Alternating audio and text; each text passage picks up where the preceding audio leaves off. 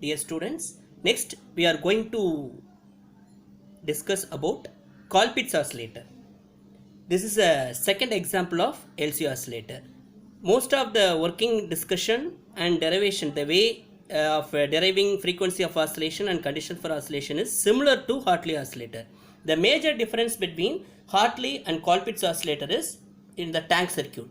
In the Hartley oscillator we use 2 inductor and 1 capacitor, but in Colpitts oscillator we use 2 capacitor and 1 inductor. The capacitor midpoint is grounded, that means a center tape capacitance or tapped capacitance we are using. So as a result of this, here we are using capacitive feedback, but in Hartley oscillator we use inductive feedback. Remaining working is same. Here also we have the RFSC, so common emitter amplifier. So when the supply is given, again the DC is coming to the tank circuit. Now the charging and discharging of the capacitor by interchanging the energy between the electric field and magnetic field will happen. So this interchange will produce the oscillation. So that is the initial excitation of the entire circuit that will be given back to the amplifier, which is amplified by this common emitter amplifier. Again the same process is repeated again and again till it reaches sustained oscillation. That means beta A is equal to 1. So that is the condition for the proper sustained oscillation or undamped oscillation. That is the working of Colpitts oscillator. So while writing the working, when you start writing the answer for Colpitts oscillator, again we start with the definition, what type of feedback we are using.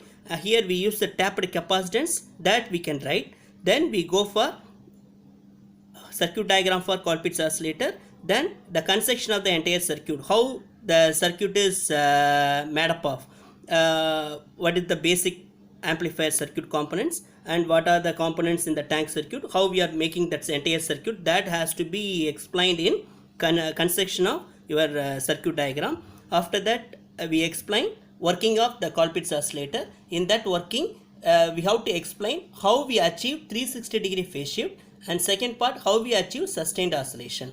So in that Colpitts oscillator, the same way that oscillator produces positive feedback or 360-degree phase shift. Since the center of the capacitance is grounded, both the terminal or both the end of this tank circuit will maintain the opposite phase. As a result, this tank circuit will produce 180-degree phase shift. Already the common emitter amplifier will produce 180-degree phase shift. So the total phase shift around the loop is 0 degree or 360-degree. That is the working under the Colpitts oscillator. While explaining the working, before start explain the working of Colpitts oscillator, we need to explain the procedure for creating the oscillation of the tank circuit by drawing all 4 diagrams which we already discussed. After that only we have to explain the working of Colpitts oscillator. Next we are going to analyze the Colpitts oscillator.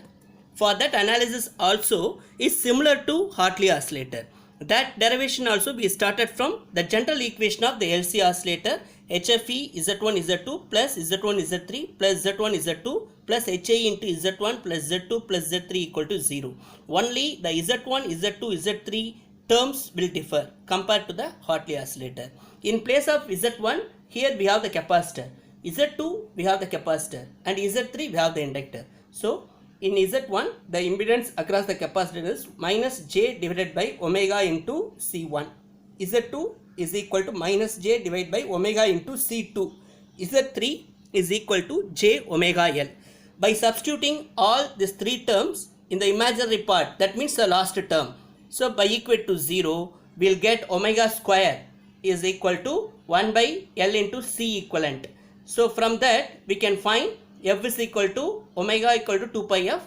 By substituting that we will get the frequency of oscillation F. So F is equal to 1 by 2 pi root L into C equivalent, where 1 by C equivalent is equal to 1 by C1 plus 1 by C2. Next we are going to derive the condition for oscillation. In that condition for oscillation we have to make the real part to 0. That means the first 3 terms of the general equation, this. By substituting Z1, Z2, Z3 in that 3 terms, we can get this equation. There we have the term is omega square. That omega square we already derived from the frequency of oscillation. So we have to substitute this omega square in the condition for oscillation and we solve it. we'll get the final HFE is equal to C2 by C1. That HFE of in Hartley oscillator is L1 by L2, but here the HFE is equal to C2 by C1. This is a condition for oscillation of Colpitt's oscillator. Thank you.